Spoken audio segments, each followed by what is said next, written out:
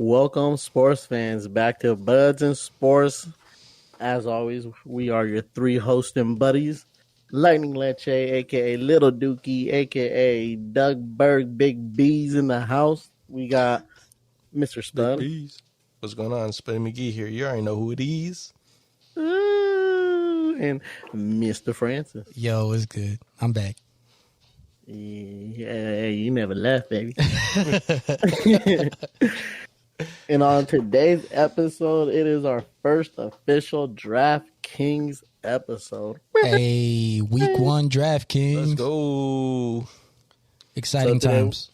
We're going to be talking, picks to look out for, value picks you want to keep your eyes on for each position and all that good jazz. Just remember, our opinion isn't the right opinion. We're just a couple buds talking sports, and hopefully you guys listen. Yeah, you got to put up that disclaimer. Yeah. So we ain't getting in trouble out here. Yeah, so no one's calling us like, you said Raheem Mostert was going to score 30. I lost millions, damn it. And just to be clear, we're gonna be talking about Sunday's main slate for the millionaire tournament.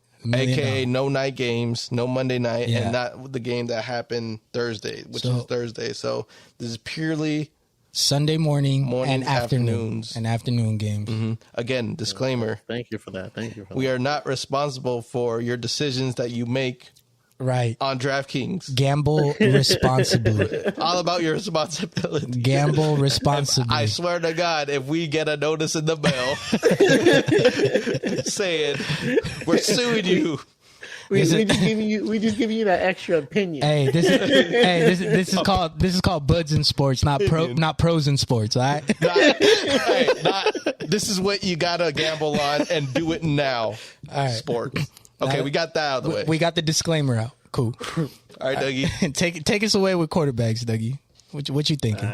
Let's get this started on quarterback. So we're gonna start this off with, if you're picking your quarterback with the ideal of, I want the best quarterback. In my eyes, price doesn't matter.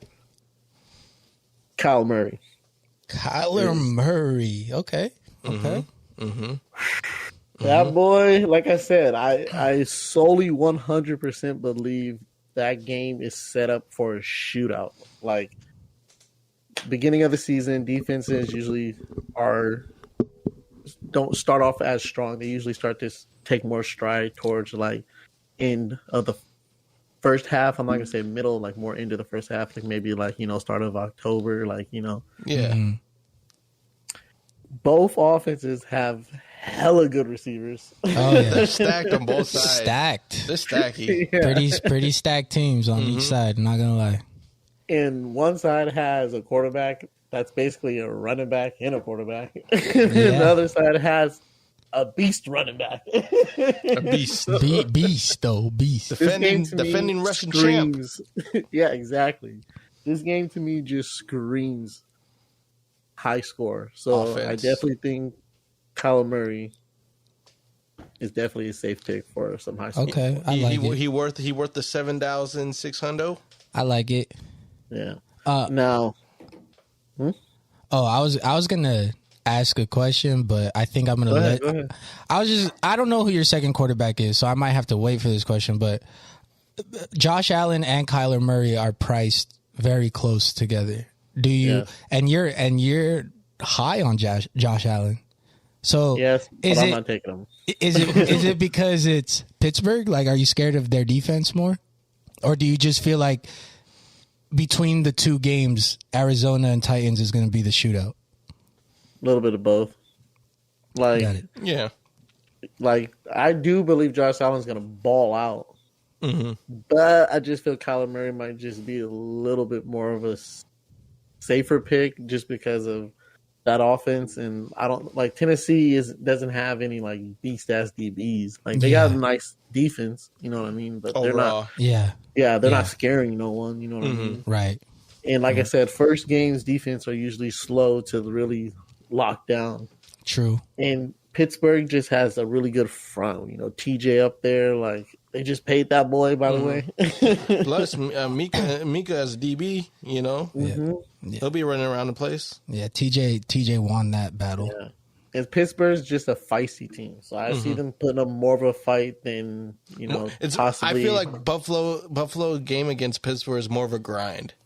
Yeah, it sounds a lot more grindy, doesn't it? Mm-hmm. It sounds a lot more grindy. On top of that, one thing that I just thought of too is last year Buffalo demolished the Steelers. Like they whooped their asses and embarrassed them because before that game. Steelers, I think, were undefeated. They were. Yeah. Something and like that. You know, they were hearing all the chatter of, well, you guys just had an easy schedule. Beat the Bills then, and then we'll see. And then they got destroyed. So I feel like there's that little bit of like, nah, hell no. Let's show them this year, you know, like. It's a rematch. It's a revenge game. It's a revenge game. So you think they're going to come extra hard with it on the Steelers side?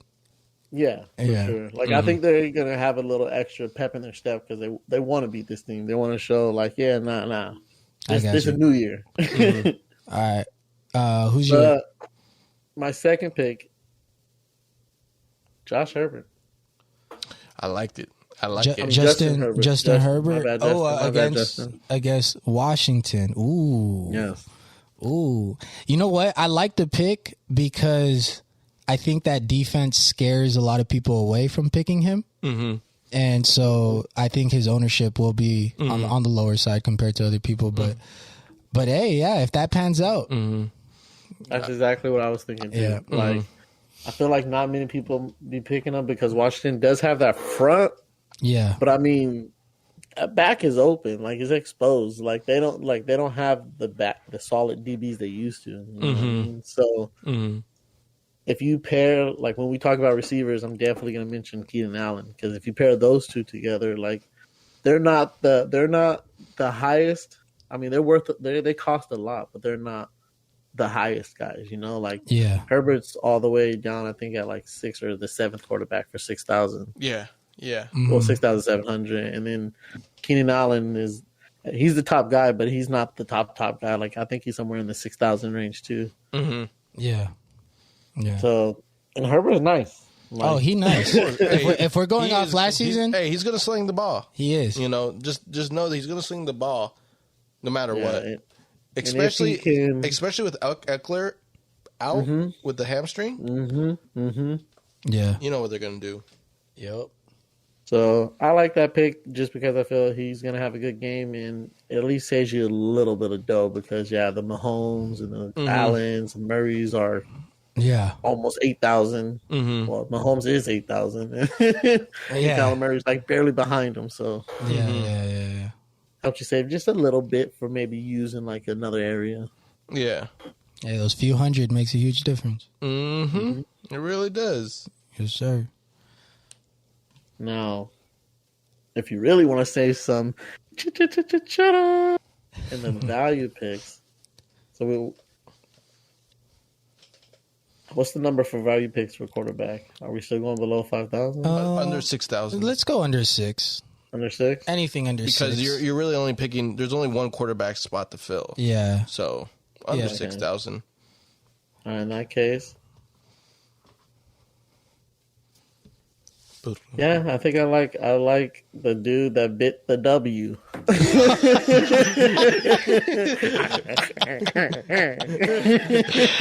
Yo, Jameis Winston. Yo, DraftKings took off $1,000 off his price just because he bit the W, bro. Yeah. Jameis would be 6,200 right now. Hey, if he didn't bite that W on national television. Y'all laughing right now. Watch him next week be in the 6,000. He's gonna fight his way not to be a value pick. Hey, but week 1 there he is. Good old Jameis Winston. I like it. I actually was looking at that. I'm seeing the shootout here. I was looking at that. I'm seeing the shootout. Okay. I'm looking at the game against Green Bay. Mm-hmm.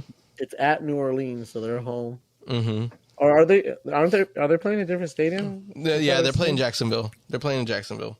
Okay, so there's really no home advantage. Yeah. So there could be. I see a high scoring game, if not a high scoring game.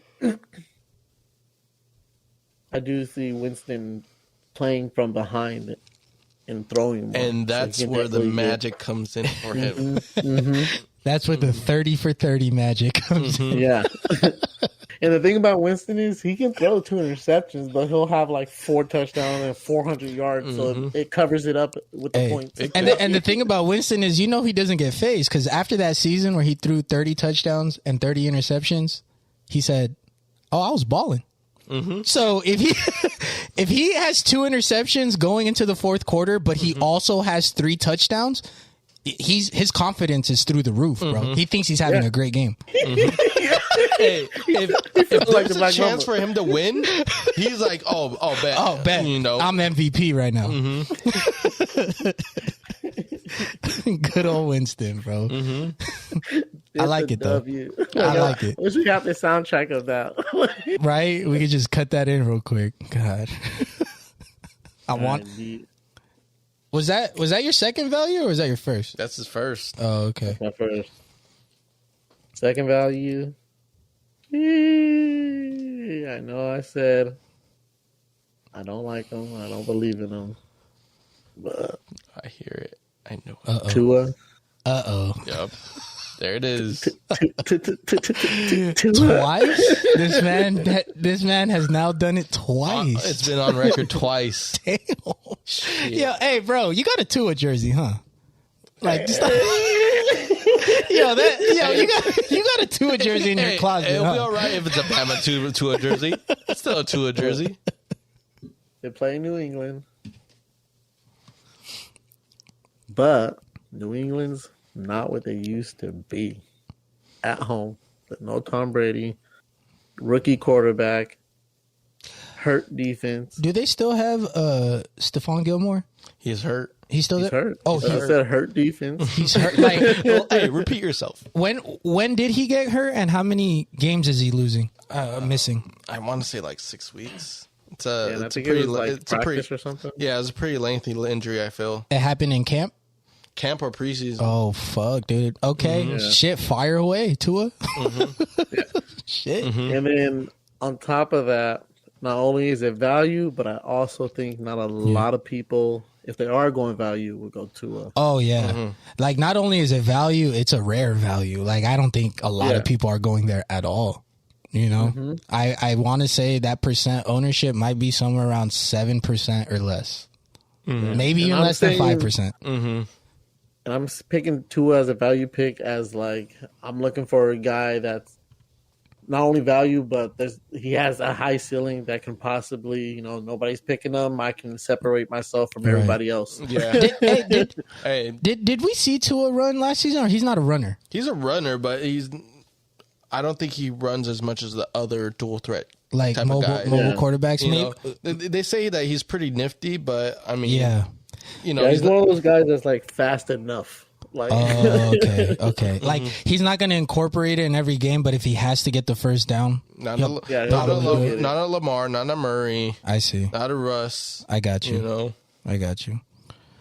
I mean, more like a kind of like a Mahomes. Now, don't get it twisted. He's no Mahomes. I mean, more as like Mahomes has the running ability, but Mahomes only uses it when he has to. Bro. And Mahomes just seems to be always just a tad faster. Bro, it's so annoying watching Mahomes run. Grandpa run, then he just darts. Yeah, because it's like you're literally just fast enough. Like if your 40 was like 0.2 seconds slower, bro, like you're getting tackled 5 yards back, like 10 yards back.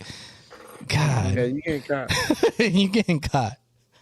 But to wrap it up, I just think New England's not that good at home. Rookie quarterback, hurt defense. Miami always gives them a really tough game. Not a lot of people are going to go Tua. You're looking at value. Yeah. No, you're looking at a sleeper guy. I feel like Tua's your guy. Like that's one of those very high risk but very high reward if it pays out. So Tua is one to look at this week if you're looking for low ownership. Yes, sir. All right, everybody. I'm going to take my imaginary ball and pass it over to Spuddy. Spuddy gets to talk about quarterbacks. Did you catch it? All right. Yeah, I got it. Okay, cool. So I think I'm probably going against the grain on this one. So starting off first for a great value pick, I feel I'm gonna go with Russell Wilson. Is he a value pick? Yeah, he's 7,000. No, not value pick. Top pick. That's what I meant. Okay, but 7,000. Indy's a strong defense. Don't get it wrong. But something about Russ Wilson, like he just gets it done despite tough defenses. Despite all the shit that's happening with his line not getting paid, right? Lack of weapons, rather than like DK Metcalf and other things like that. Like people say Lockett and things like that. Like he's off and on, but other than that, he runs the whole offense by himself, and the lack of line that he helps, he's always running around, and he always puts up big numbers. At the end of the day, he's always picking up big numbers against good teams. So I really think Russell Wilson is probably going to put up some big numbers again. I'm willing to put a bet on him, especially in the first half of the season. Exactly. He always comes out hot, and he knows how to take care of his body too. Yeah, despite him getting beat up. So I mean, that's definitely someone willing to take a shot for. Building your offense around. Yeah. Me and Francis was talking about the other day, and I was like, the thing, I know Indy has a good defense, but it's like, it's Russ. You just know somehow you're just gonna get it. Oh yeah, exactly, bro. I've seen Russell Wilson literally wrapped up already. Like the defender is hugging the man already, and and Russell's falling forward, throwing a dot to a crossing route. Like, exactly. Well, how? How? The man's undersized, but he plays like he's 6'5". Yeah, right. Right. And I've seen, and the thing is I've seen that from Russell Wilson time and time again, where it's like he just makes the impossible happen. That's why I'm not gonna lie. Low key, I was a little hot. Y'all had Kyler Murray over Russell Wilson, but we don't have to talk about that right now. Yeah. Because the thing is, I'm talking about overall on that. Like when I'm looking at the matchup right here, I'm just like, you know what? He's gonna get it done the first week of the season. Yeah. Russell Wilson shows out the first game. Yeah. He's gonna show out. He's gonna show that he's healthy. True. Yeah. Like. At the end of the day, when was the last time Russell Wilson had a bad game? It's been a while. It's been like a terrible game. Exactly. Yeah, it's been a while. It's been a long time. Yeah. I just don't think his numbers are going to be the same as last year. But that doesn't mean he's still not going to put out good games. Yeah, he has good games. He'll start out the season on the right foot. So that's my first top pick. Solid pick. The second one's going to probably throw people off of the curveball because I want to say it's technically a top pick, but I don't think a lot of people are picking it because of the confidence in these teams involved. Ooh. And it's kind of a neck and neck because, judging by our top and value, they're both borderline players. And I'm kind of cheating right here. Yeah. But who? I feel like you go vice versa. Jalen Hurts or Matt Ryan. And I knew you were going to say that. That's a money game, I feel. But I'm a lean more towards Jalen Hurts because he can run the ball still. But everyone's looking at Philly for their lack of offensive weapons. Right. But if you remember last year, Jalen Hurts had a really good game despite having no one on the team. Weapons, But who wins in the end? No defense or no offense? Because the Eagles got no offense and the Falcons got no defense. Well, yeah, exactly. That's what I'm saying. I really feel like though Jalen Hurts is actually gonna move the ball, make something out of nothing. Okay, good. That's what I'm trying to say, because I feel like with no defense helps out a no offense situation. I think I'm in line with that. I think Jalen Hurts could move the ball. Exactly. Have they named him the starter? Oh yeah, he's starter. Okay, cool. Okay, cool. And what helps with this decision too, I think Miles Sanders is gonna have a bounce back season. I think he was hurt throughout last season. And actually, Miles Sanders is not bad. He's not a bad player. He's not a bad player. It was just a lot of injuries fucked up that whole team last year. Yeah, he's actually pretty solid. To be completely honest, I really felt like that because remember, Eagles wide receivers injured. injured. Yeah. They started going by practice squad. Oh, yeah, you're right. That's part of the reasons why there was You're a right. lack of offense through there. So some of those, I think one of the practice squad members actually still stayed on the roster. The roster. You know, so they also got Devontae Smith, you know, the Connect, you know, MVP. Wasn't he a former? Former MVP. Also at Bama. So even though Hurts was played at Oklahoma last year, there's still Bama connection right there. Yeah. So I feel like chemistry is going to be building. So expect just high yardage game. I don't know where the touchdowns are going to be, but I feel like Jalen Hurts going to rack up a lot of yards and some touchdowns through there. And then you go vice versa with, you know, Matt Ryan. I still feel like he has enough in the tank to do big throws and things like that. Definitely not the same. He got Pitts and Ridley there too. Exactly. Definitely not. I don't think as elite as he used to be, but he could still on games like this. He could blow up the scoreboard. Right. So for sure. So that's why I'm like, this one's kind of cheating. It's not really top 2, top 3 because it's interchangeable. It's really interchangeable right there. Yeah. So that's how I feel about that game. So okay, I like it. Leaning towards that. You know what I mean? Ugh. I have to agree with that Eagles-Falcons game. I feel the same about it. And now going down to my bargainers. My bargain. I really like Zach Wilson. Ooh. I really like...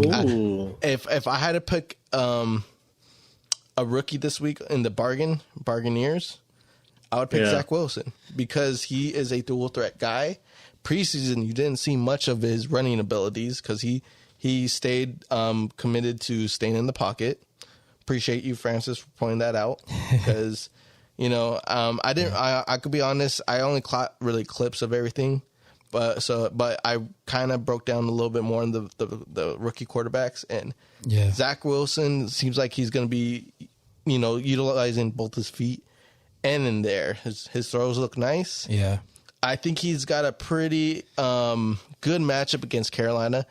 Not a terrible defense, but definitely not a hot defense. It's actually a nice team to start against. Exactly, because you'll get a sense of who Zach Wilson is, I feel. Yeah. And I feel like it's willing to take a chance that, you know, he'll put up some good fantasy numbers on this end. So Zach Wilson for 5,000. You know, if you want to build somewhere else like running back or wide receiver, I would say Zach Wilson would be a good way to, you know, have a pretty cheap quarterback. Man, yeah. You know, if you're looking for a value stack, Zach Wilson and Corey Davis. That's what I'm saying. You know, that also helps. But that also means that's more money to spend on a nice receiver or a nice running back. So, like, if you're able to stack Zach Wilson at 5,000 and then Corey Davis this week at 4,900, that's crazy. And that's their number one. Yo, Corey Davis. Okay, we'll get to wide receivers in a bit. But that blows my mind. We got to calm down for this one. We got to calm down. That blows my mind a little. And here's my second bargain pick, and you're gonna be happy about this one too, Francis. I'm gonna give it to Jimmy G. Oh, the Jimster. I'm gonna give you Jimmy G. Jimster. Jimmy. At 5,500, probably going to go against one of the worst defenses this year. Yes, sir. I feel. I mean, we're judging by last year, but you know, sir. I feel like not much has changed. Yeah, they didn't make no improvement. No improvement. They really said we're improving the offensive side first, but you know the defense. The defense. I think if it's between having a balanced game between, like, okay, because I'm expecting the Niners to just win this game, right? Easily, exactly. But it depends if you think they're gonna do it all on the ground, mostly in the air, or a balance of both. And I think the chances of it being either the extreme of all on the ground or all in the air is higher than it being a balanced attack. Yeah. Well, so here's what I'm thinking with Jimmy G. On Jimmy G's case, I feel like he's gonna have plays like he might only throw up to like 20 to 25 times, but the connection rate is gonna be high because it's just gonna be like efficiency, blown coverages. Yeah. You know, so that's where he's gonna get. He might have like probably close to like a 280 game, 300 game, but he'll probably have like 2 or 3 touchdowns. True, and if one of them is off a play action to a bomb, like a bomb to Kittle or a bomb to Ayuk, that's pays off. And that's how I'm viewing this pick as. It pays off. That it will pay off, which means there could still be a lot of usage for Mostert. Oh yeah. So that's why why I'm leaning towards like I could see Jimmy G having a low low throwing attempps, but still being efficient enough that he could blow up his stats. And you could stack up Mostert, you could stack up Ayuk or Samuel, whoever your cup of tea is, and have Kittle on your team. Yeah, Mostert even he has hands, so exactly. So there is a chance that Jimmy that goes 80 yards. Oh yeah, 100%. Especially with Mostert against the Lions. That could happen. A screenplay. Please let it happen. The glorified run play that is a pass. Yeah, that's going to turn to 80-yarder, and Jimmy G just threw a doinker. And Jimmy G just threw a doinker. That dumped up. Nice little doinky. Mm-hmm. Yeah. So hey, y'all hitting doinks? Mm-hmm. Big doinks over here. Y'all hitting 80-yard doinks at the park? Hey, just doinks in sports. Hey, side note, I really feel like at the end of the press conference game for that one, Dan Campbell was going to be like, we just lost them doinkers, you know? Yeah. We just... we really tried to bring it to them. We really tried to get at their knees, but those doinks. The doinks. We really tried to go after Mostert's knees, but he's too fast. He's too fast. He's just too fast. You know, the Jaguars will get him. They're about off his knees. The quarterback, he really threw some good, nice little doinkers. Couldn't do nothing.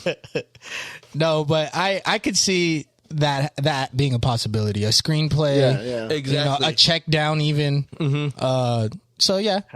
Very Shanahan.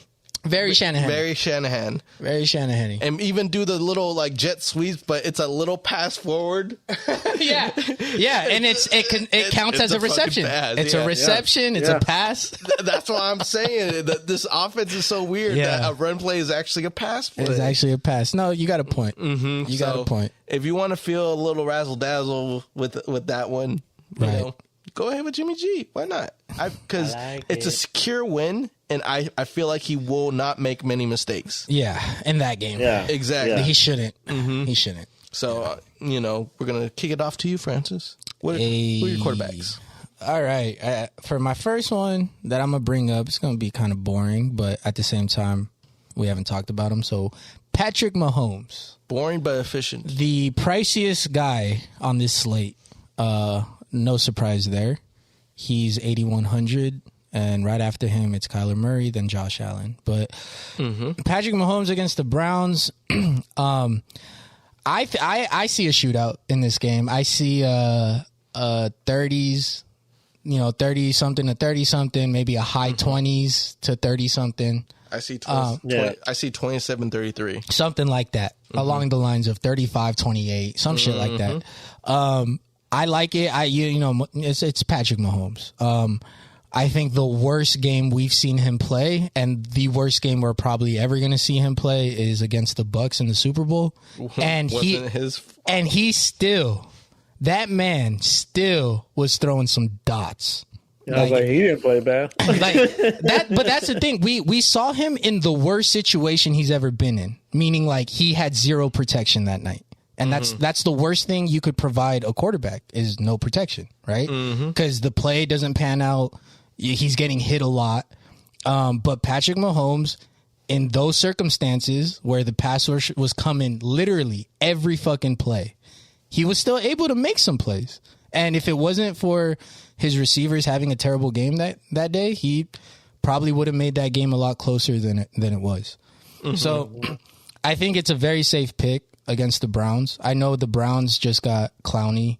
They got Myles Garrett. Their line isn't that bad, but the Chiefs also addressed their own line in the offseason because I think they don't want to get their asses kicked the way they did in the Super Bowl. No, sir, not again. So, yeah, Patrick Mahomes, kind of self-explanatory. If you're willing to spend big bucks there at the quarterback position, if you want to stack them with someone like Tyreek Hill or Kelsey and then try to do fillers from there, then that's a pick right there. My second quarterback is Matt Ryan. Matt Ryan. Oh. Matt Ryan at 6,000. Brothers. Great 6,000. Because this to me was the other shootout. Eagles and Falcons. These are two clubs that don't really have it all together at the moment. But at the same time, there's potential on the offensive side to get some points up because neither defense is that great. And both offenses have some pieces that can make it work. So I think yeah, Matt Ryan, he should have, I'm going to guess, at least 3 touchdowns against the Eagles. I think that's not asking for too much. That is not too much. And maybe around, I don't know, 280, 300 yards floor minimum. I know he lost Julio Jones, but he has Calvin Ridley and Kyle Pitts. And those are two guys that can get open, I feel like. So Matt Ryan should be fine for that matchup. And not only that, even the supporting receivers that probably will have boom or bust games should have pretty nice every now and then stats in that game. Yeah, exactly. Pretty consistent. A blown coverage that goes for 98 yards. Yeah. Those type of guys. And you know, the vibe with Matt Ryan and the Falcons last season was you could be checking your app, you could be checking Draftkings. The first half, you'll be pissed. Like, he could for sure. probably be at 5 points. He probably has thrown like 2 picks or vice versa. You know, but the Falcons were a one-half team, so they gave you one half of absolute dynamite. They were just putting points up, bombs away to Calvin Ridley, bombs away to Julio Jones, and then next thing you know, Matt Ryan is close to 30 fantasy points, and you're just like, okay, thank you, okay. I was expecting like 10, but thank you. So that's enough of Matt Ryan. I think for my first value pick, I will have to say Baker Mayfield. If we are going to go the route of this is going to be a shootout, I don't think the Browns at any point are going to be playing ahead. Maybe I'm wrong. Okay. But I think the Chiefs are going to come out nasty. They're going to put I feel like on that first drive they're going to get 7 points. So I feel like Browns, that game, the majority of the game are going to be on the kind of catch-up mode or trying to keep it a close game mode, and that's going to require a lot of throwing from Baker Mayfield. So they got Jarvis Landry, Odell Beckham, who's their tight end? Austin Hooper is all right. Even the running backs. You got Hunt and Chubbs to throw to as well. Kareem Hunt, very nice receiver to throw to. I mean, running back to throw to. And that's his old team, so you already know he's going to go hard. So, yeah, Baker's my first value. I would have to say for my second is, you know what? I feel like I had a second, and it might have been Zach Wilson. I'm going to actually go Teddy Bridgewater against the Teddy Two Gloves, baby. Against the Giants. So why Teddy Two Gloves? Teddy is actually 4,800 for a very value cheap for a quarterback. Very value. 4,800 for a starting quarterback, especially somebody like Teddy Bridgewater who isn't ass. I feel like he's always been solid wherever he's went. It was just gruesome injuries and little setbacks that and bad situations team wise. Yeah, you know, right. And we've all, the three of us, we've been hearing all the shit coming out of the Giants camp. Is there really anything to fear there? I think we want to say no, but we won't know until the first game. We won't know. Maybe they might shock us. What I'm saying is the data says that the Giants don't have a team that's put together right now. TMZ Sports says they're fucked.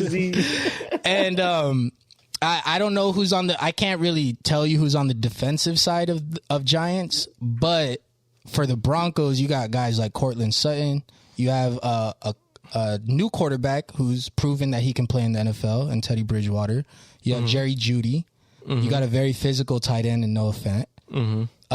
pretty decent starting running back Melvin Gordon. So I think this offense will be moving the ball. I think they are going to get into red zone situations pretty often in this game. And if you're talking about Teddy Bridgewater at 4,800, you could probably get your value there if you really want to stack heavy somewhere else. You know, so yeah, I think that does it. Another one just to throw out there for value in case anyone wants to take this risk, because I feel like he might end up winning somebody the $1 million tournament this year in any given week. Mac Jones. Mac Jones is one of those guys I think that's the sleeper right there. He's at 4,400 for week one. Now, I think it's extra risky week one for Mac Jones because it's his first start. And the Dolphins have a history of giving the Patriots trouble for whatever reason. So I don't know if you want to take that chance this week. You could. But, keep an eye on Mac Jones. Keep an eye on his price. I think he truly will win a tournament. I'll say a side thing about I feel like there's going to be a story with Mac Jones. Who? Just overall. He said who? Like a story as in trying to hype it up? Like the storyline of Mac Jones is going to be he wins the starter from Cam Newton. First game, takes a dump.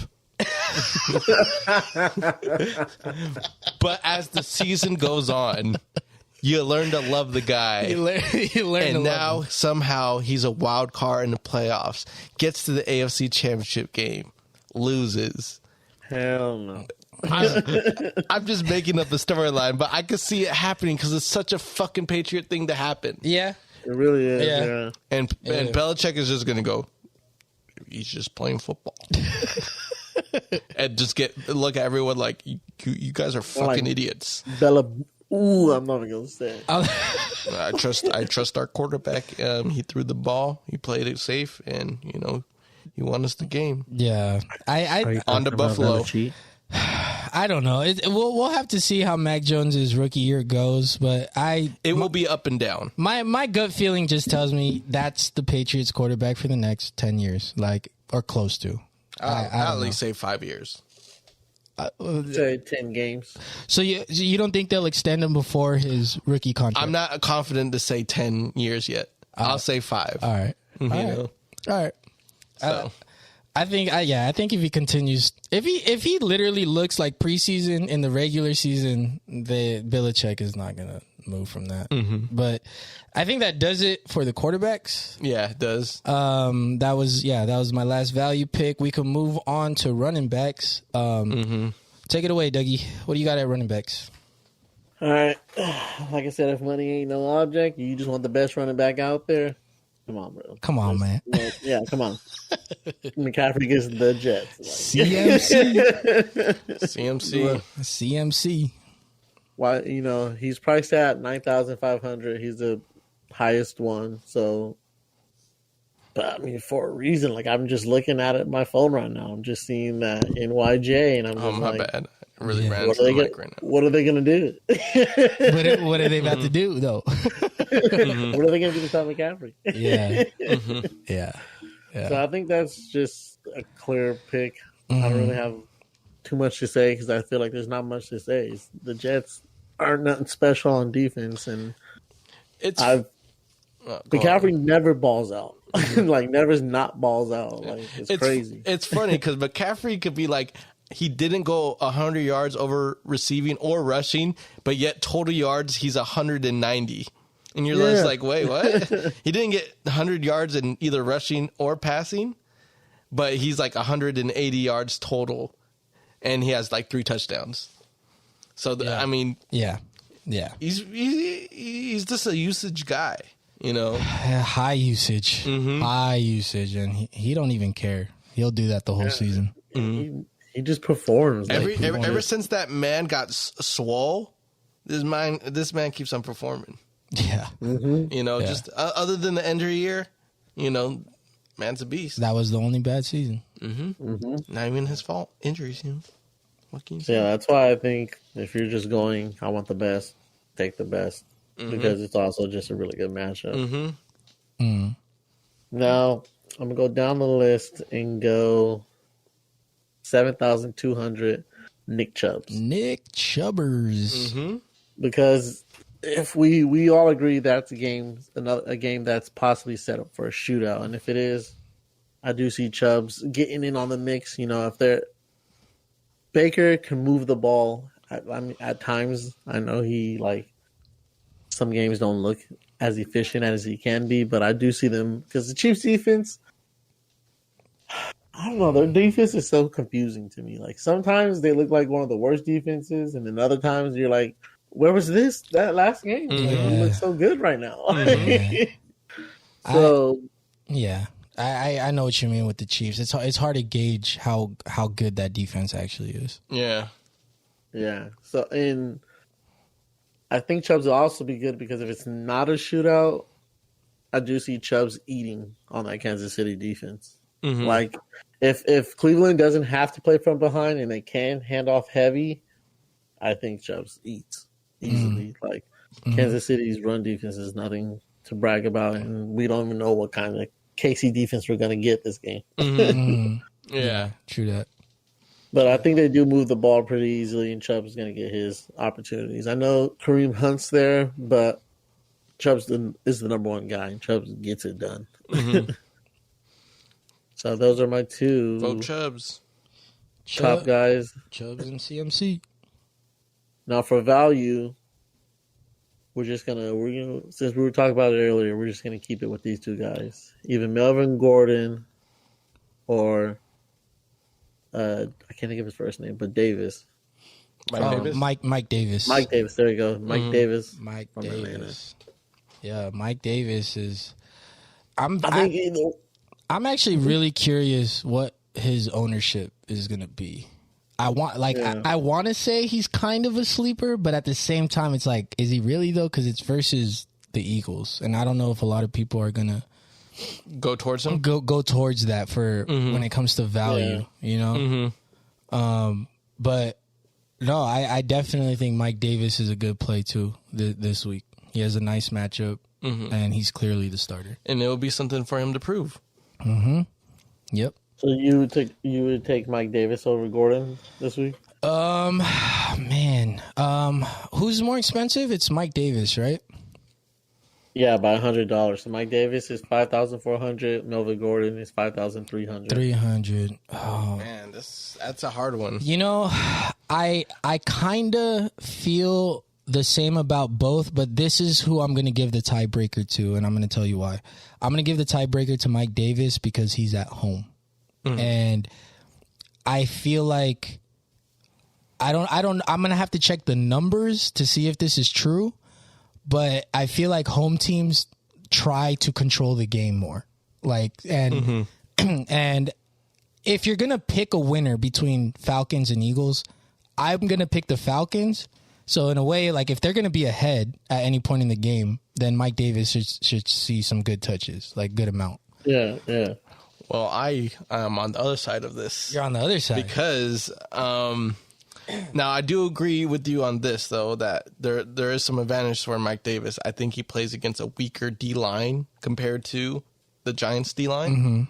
But I think what benefits Gordon, and I think this will happen more often, more chances for Gordon, goal line.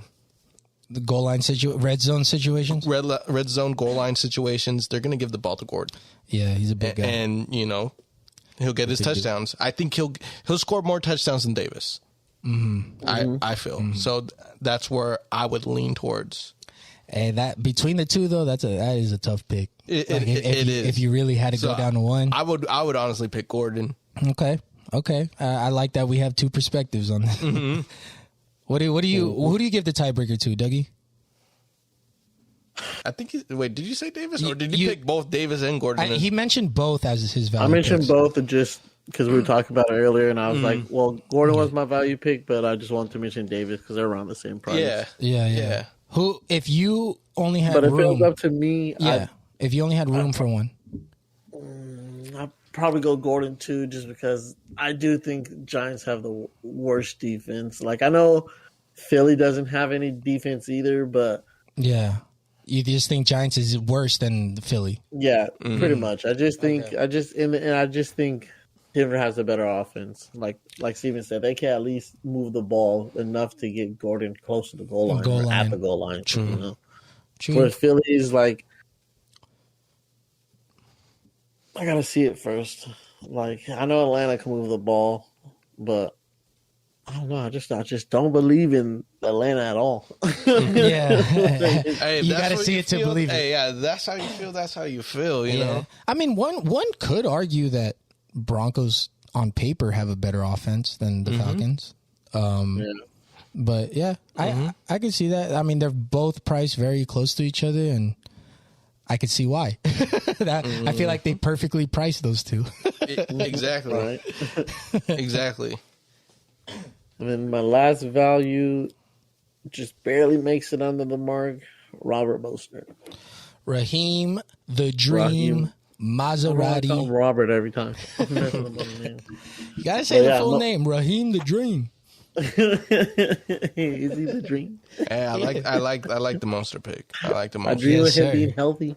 Yes, sir. I really feel like this is going to be the pick that everyone agrees on. Yeah. I mean, at value, I mean, 5,800 Mostert against the Lions. The Lions. The Lions.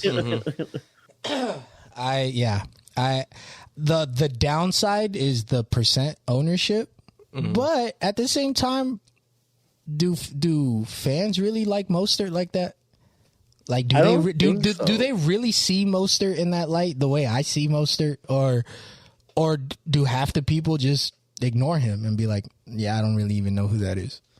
Because in the 2 drafts I did this year, like, Mostert wasn't like a top pick. Like, I know in our draft we did together, you grabbed Mostert what round? I want to say around 5, maybe. Yeah. 4 or 5. And then That was in our pretty other high. league, he fell to around there, like 5, 6. Like I got him at 5, and people don't really look at him because I don't really think people know too much about San Fran's running back situation because me watching San Fran last year, like some games, I'm like, where did this dude come from? Like, who's this guy? Because Mostert got hurt. Like, you know, Mostert's all like he hasn't had a full season, so like someone's always coming in at running back. Yeah. And every time someone comes in at running back, they just look nice because of that team. Like, No, you're right. You're right. I think he hasn't been on the field consistently enough to catch people's attention because he'll be out and then somebody else goes in and then next thing no one's talking about Mostert anymore because he's on the bench. His biggest game was definitely the NFC Championship against the Packers. Yeah. But he does look. He's really nice. Like he's a really good player. It's just the health issues that's the worry for everyone. Why a lot of people stay away from him. But I don't think he's going to be getting picked up a lot. But at the same time, that matchup's just so juicy. A lot of people might pick up. Juicy. You know, I'm hoping he flies under the radar. You know, like in a way, I'm hoping people disrespect Mostert week 1 because I really like that value pick and I want that percent ownership to be as low as possible. If I were to guess, though, it's going to be somewhere between 10 to 15%. Yeah. If it can get under 10%, we're straight. That'd be great. But yeah, I like Mostert. That's a great matchup. Yeah. Yeah, he's my second pick because, you know, even though a lot of people might pick him, like he's almost like a top guy who's for a real cheap pick, so you can save that money at least for somewhere else. You know, even if a lot of people pick him, maybe you could just get somewhere to like pair with them at a really another higher price. Yeah, true. But those are my running backs. So I'm gonna toss the ball over to Spuddy. All right. Starting off first for me, at 8,600, Alvin Kamara. Ooh. You know, Yep. a little cheaper than McCaffrey, but I feel like, you know, what McCaffrey could do, Kamara could do just as much the same, even against Green Bay. Even against Green Bay. Maybe a little bit more. Who knows? Because, you know, Kamara could line up at receiver and running back. You know, as same thing with McCaffrey though too. Yeah. But I feel like, you know, in the NFL, I see it more with Kamara than McCaffrey. Keep in mind, listeners, no Latavius Murray anymore. None. Breathing down his neck. Michael Thomas out. Yep. Jameis Winston, who has experience. Who has experience, but I think like it's his first season with the Saints as a starter. So yeah, I think Kamara is going to be the most trusted guy on that offense. Honestly, he really like. is. How is he not going to be used? Yeah, because the tight end situation. Exactly. That silence explained all. Yeah. Callaway is their new number one. Hey, it'd be like tight end situation. Yeah. Yeah. So it's just looking all eyes on Kamara right now. That's not JMO. Yep. So that's why I go with that pick. That's a great pick. That's a great pick. They might even get killed, but he's going to put up numbers. He's going to be their most utilized dude. Exactly. Exactly. And that's how I feel about my first pick. My second pick when it comes to value is going to be at 6,400. James Robinson. You already know, bro, boy. We picked both the same top quarterbacks. I mean, running backs, sorry. Let's go. If only we had the trifecta. Yeah. If only we had the trifecta. You're going against one of the worst defenses that are against running backs from last year. Right. And now Houston, basically, they're going to get up against Houston. No J.J. Watt. I don't know what on defense they really got going on now. So that defense looks open. And say what you want about Trevor Lawrence right now. Yeah, he's a rookie quarterback, but I feel like defenses are still going to somewhat respect him during the game. Yeah. That he's going to be like, they're going to try to cover him. So James Robinson's going to take a lot of carries. So he's going to get the ball. His usage is going to be a lot in that game. And not only that, he could catch. So he's going to run and also catch the damn ball. Yeah, yeah. So I really think for being for qualifying as a top running back, but also a good low tier one. Yeah. That you got use some money. That money's going to be used wrong, and the usage is also going to be low too on him. I feel out of the tops. And then just a little piece of information in case anyone's wondering: Houston had last place run defense last season. They're ranked 32nd. If anyone can tell me if Houston has signed any Pro Bowlers to their defensive side in the offseason, please let me know. Let us know, please. DM us. And if they haven't, and if you can't think of any names, then they're going to be just as ass this year. Yeah. I don't think on the defensive end things are changing at all. Things are looking up there. If anything, they go from 32 to 31, but that's about it.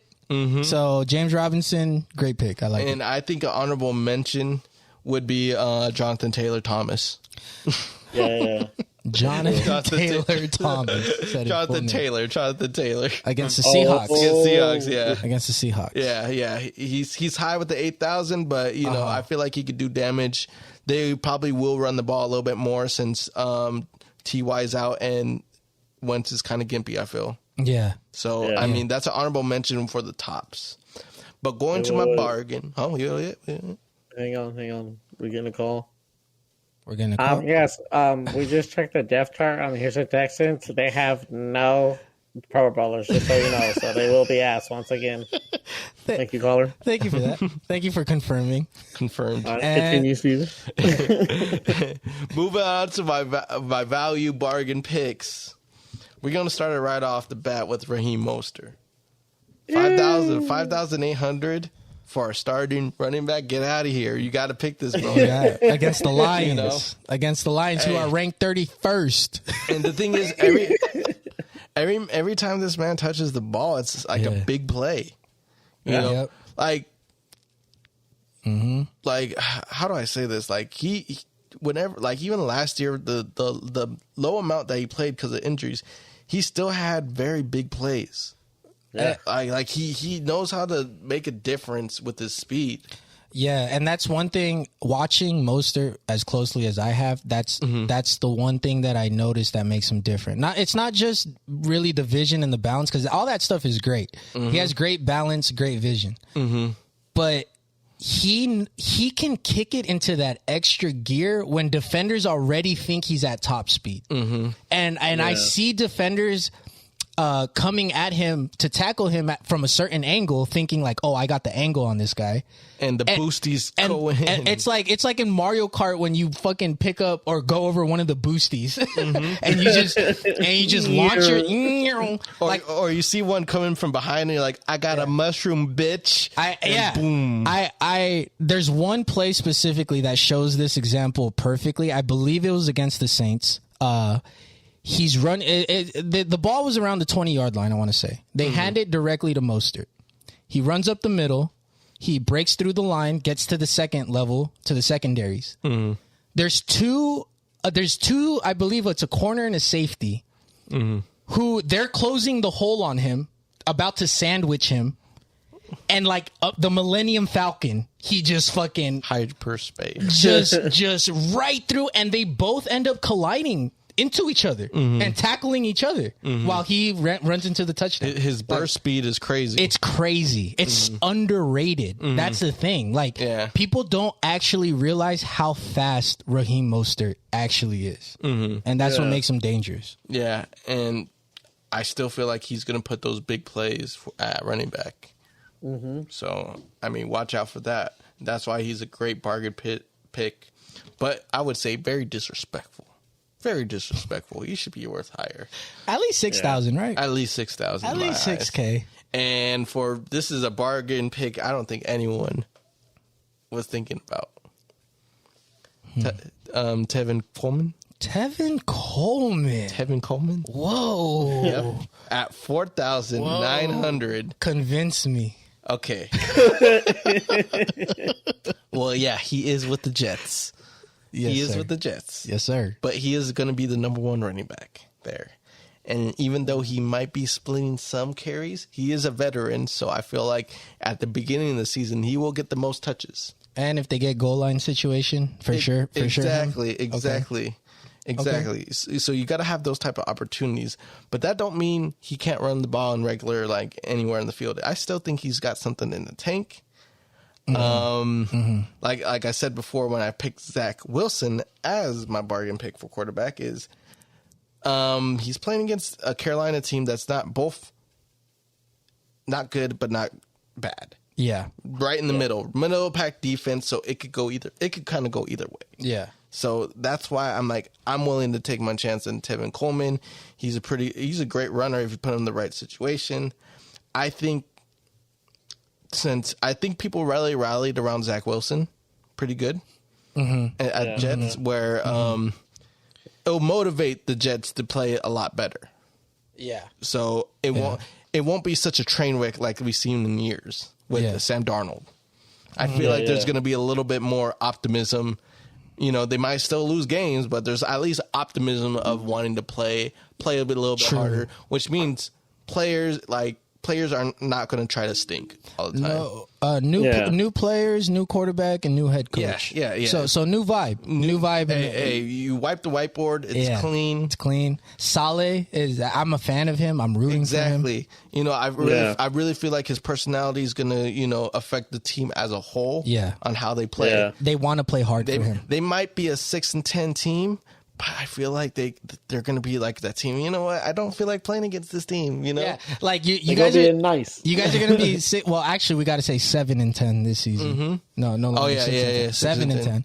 They might be 7-10. They might be 6-11, 8-9. But yeah, they might be that team where you don't want to play against them because it's like, are they going to make this a grindy game? Where, like, I have to watch the whole thing. Yeah, because I don't know what's going to happen. Because the difference is too, like, there's pieces in the Jets that you're like, I'm confident in.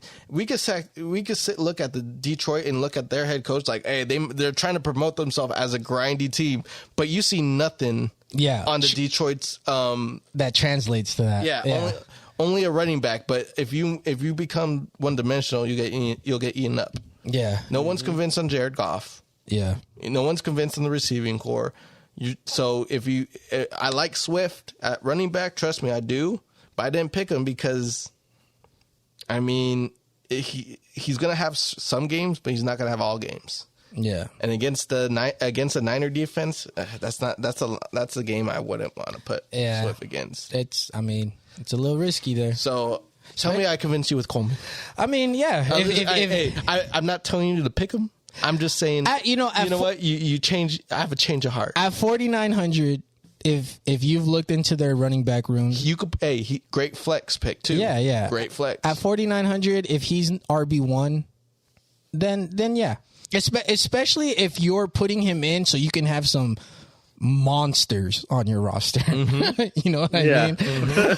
So yeah, imagine having some monsters on your roster. Then you'd be like, oh, it's just Tevin Coleman. But bam, he puts out some great numbers the first week, like 2 touchdowns because they got to the red zone type shit. Yeah, and you're like, whoa, I wasn't expecting that. Like I wanted 10 from you. You gave me 15. Because I've seen lineups where they pick a player just because they just needed to fill their lineup. Oh yeah, and it worked out. And this player is like third string. Yeah, not even gonna type shit. Got to tackle on special teams, but that doesn't develop any points. Bro, I actually get hot when lineups like that are winning because there's a fat like goose or even a 1 point player on their roster, but everybody has a red flame. Everybody else. I don't know. There's just different ways you could build rosters. But. Exactly. But that concludes my little running back discussion, my committee that I'd like to pick. We're probably going to hop straight into wide receivers because Spuddy covered a lot of the players that I was going to mention. I was going to mention Alvin Kamara against the Packers. I like that pick. 8,600. I was going to mention James Robinson against the Texans. Value picks, I was going to mention Raheem Mostert, Mike Davis, Melvin Gordon. Yeah, we talked about those. We talked about all those guys. So I think it's safe if we move on to wide receivers. Dang, you even have all those. You basically had all those guys in your value pick, bro. That's why I finished your sentence when you're like James Robinson. The thing is, I didn't even say him yet. You're like, I already know what he's gonna say. Like he's in his fantasy team 3 times, right? 3 times. I think if I'm just gonna talk about like real quick, just mention a name that. Who knows what can happen in this game? Joe Mixon against the Vikings. He's home. He's home. Yeah. The Vikings last season were ranked 24th against the run. Yeah. And Joe Mixon overall is not a bad guy. Yeah.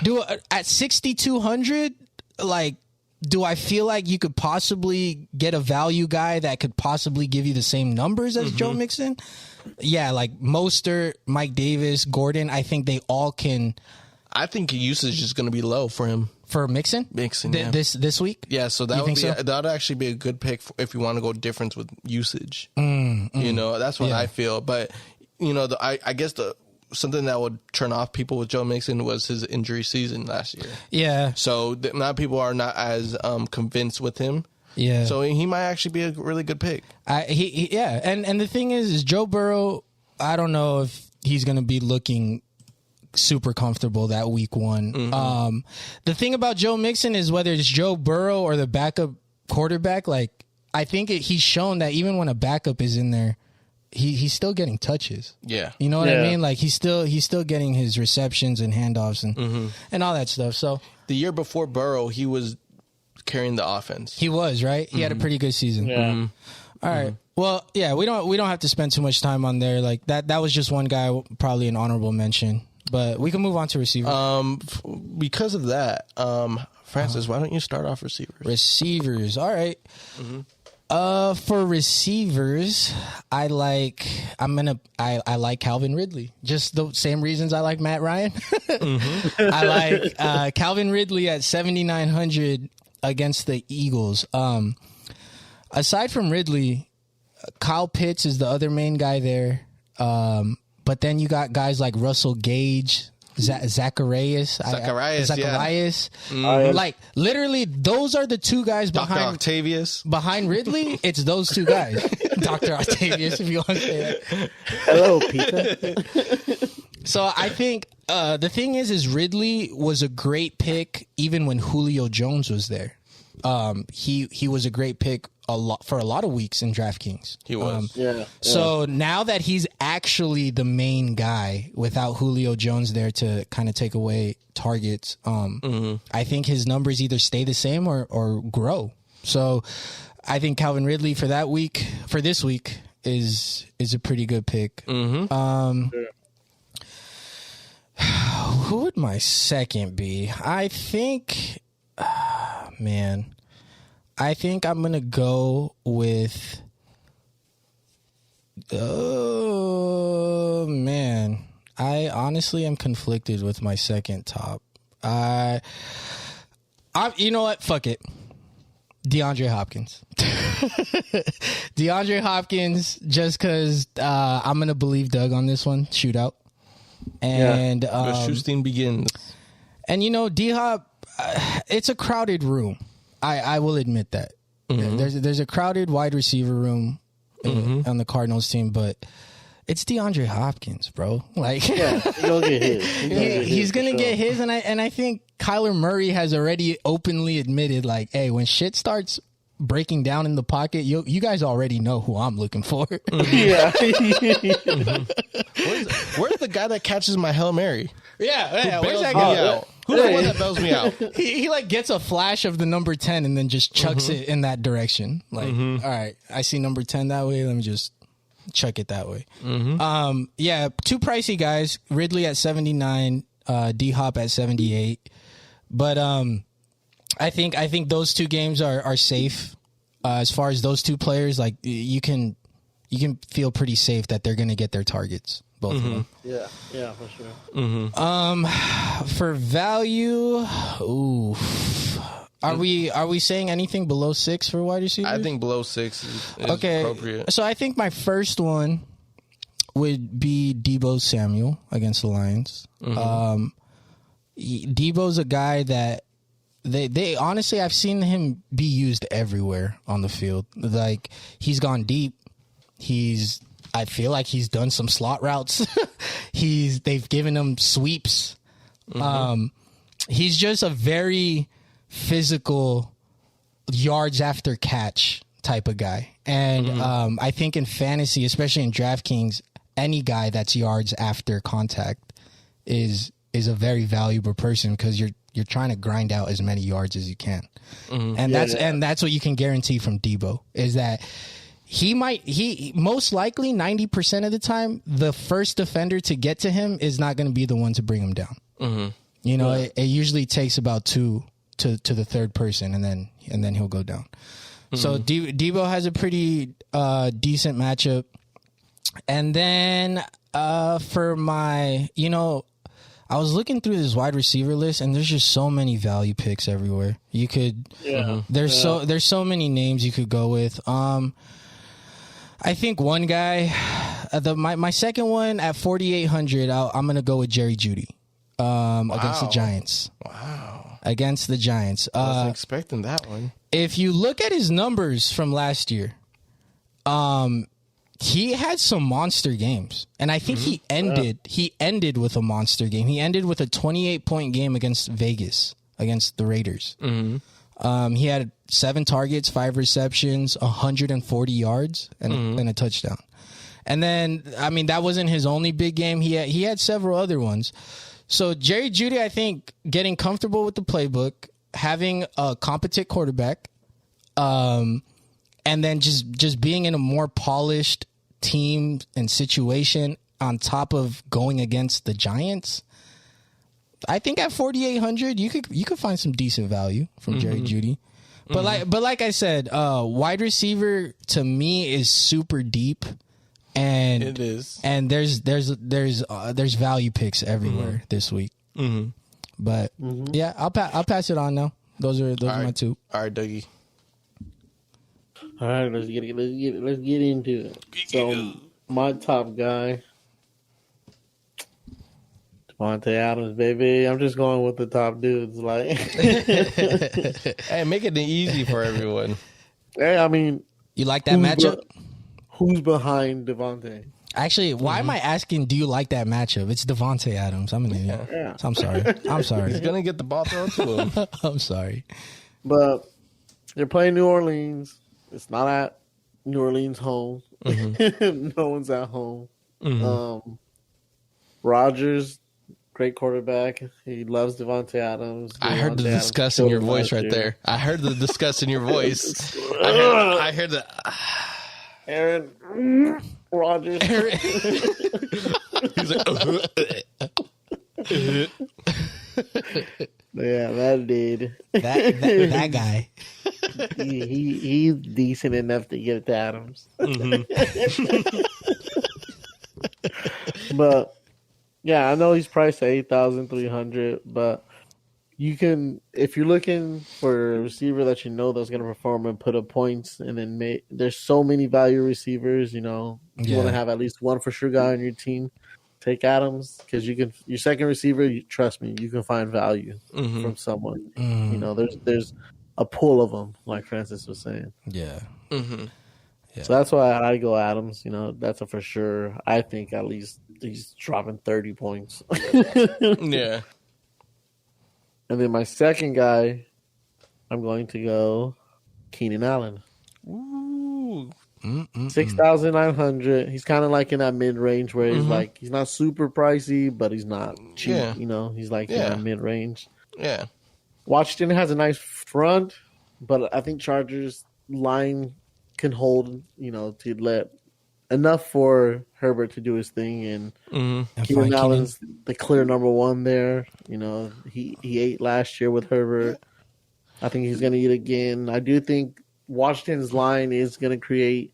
I think the game might start off a little shaky for Herbert, but I think by second half, like, the Chargers are going to, you know, take off with this one. Like, it's going to be close up to half. When Keenan Allen is healthy, that's Mr. Reliable right there. Oh yeah, You know? Yeah. So when he's not getting caught up with like a little injury bug, he's kind of like that Mostert effect where he's getting nicked a lot. Yeah, it's just like little things here and there. But he started out the season healthy, so expect him to have great games because that's his number one. That's the number one guy. Oh yeah, and you guys already know when he performs, he performs. He has hands. He has hands. He could go deep. He's everywhere. So yeah, for the price that he's at, like I said, he's not super pricey, but he's not cheap either. Like, so if you're looking to save some money, but still have a real talented guy, I think Keenan Allen's a nice pick. Yeah, and like I was talking earlier with the quarterbacks, you pair him with Justin Herbert. They're both kind of, like I said, in that mid range where you can maybe save some money for when you're scraping for that, get a better defense or maybe a better tight end than you usually would. Yeah, I completely agree. Now, as far as digging my hand into this value pool, There's a lot of them. There really is, though. I must be pretty far down here, and I'm gonna go. Where are they ready to go? You guys ready for this one? Go for it. Cole Beasley. Cole Beasley. Yo. Hey, Cole, no vaccine, Beasley. Hey, what's he priced at? He's pretty low. He's priced at 4,400. Damn, that's value. That's really value. Right there. This dude ate in the slot. Oh Yeah. no! Oh, yeah. This man really went off. A part of me really feels like he's low value because of just kind of like the online ruckus he's been doing lately. Yeah. Like everyone's like, "Hey, yo, this man acting a fool." Like, hey, I'm like, I get why. Even in a DraftKings, because people are like, well, you never know, he might get COVID and now he's out. You know, so they're not as comfortable of like pricing him higher. The biggest 3 games he had last season was 25 points week 7, 30 points week 10, and 31 points week 13. That's pretty good. And he's had majority of his other games, he's in the double digits, anywhere from between 10 to 20. But there are a few single digit games too. So his ceiling is pretty high. It is high. He's a guy that could get to the 30s. Yeah.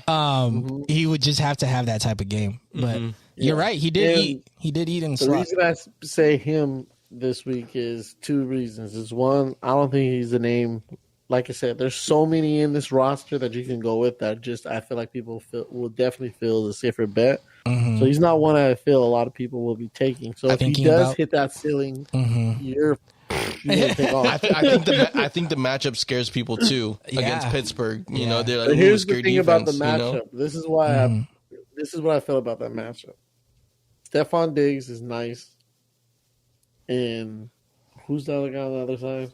It's not Sanders, right? It's either Sanders is in the mix though. Actually, Emmanuel Sanders is there. He is in the mix now. Yeah. Shit. Because it was Diggs last year's Diggs, Josh Brown, and Beasley. John Brown. John Brown. Now it's Diggs, Emmanuel Sanders, Beasley, Davis, McKenzie. Because McKenzie and Davis kind of stepped in for John Brown, and they both killed it. So they were just kind of like filling in. No. So, you got those bunches. They actually have a very talented wide receiver room. Mm-hmm. Crazy. Yeah. It's crazy. But I feel if Pittsburgh's defense does play up to par and they're locking down Diggs, or at least slowing, I don't think lock him down, but at least slowing down Diggs, I feel like, on those third downs, he's going to be hitting Beasley. Mm-hmm. And Beasley definitely has the capability of taking a slant and taking it all the way to the house. Mm-hmm. You know what I mean? Exactly. Or a quick little, one of those pitch plays that counts as like a reception and he takes it to the house. Like, I feel like he's going to be big on these third downs. Like the underneath routes. Like those are underneath routes where it's like a flood and there's Beasley coming in on the underneath route while everyone's trying to guard Diggs or just the players downfield. Yeah. So I guess I see that happening. Even in the red zone, I can see that happening. Beasley gaining a 5-yard catch.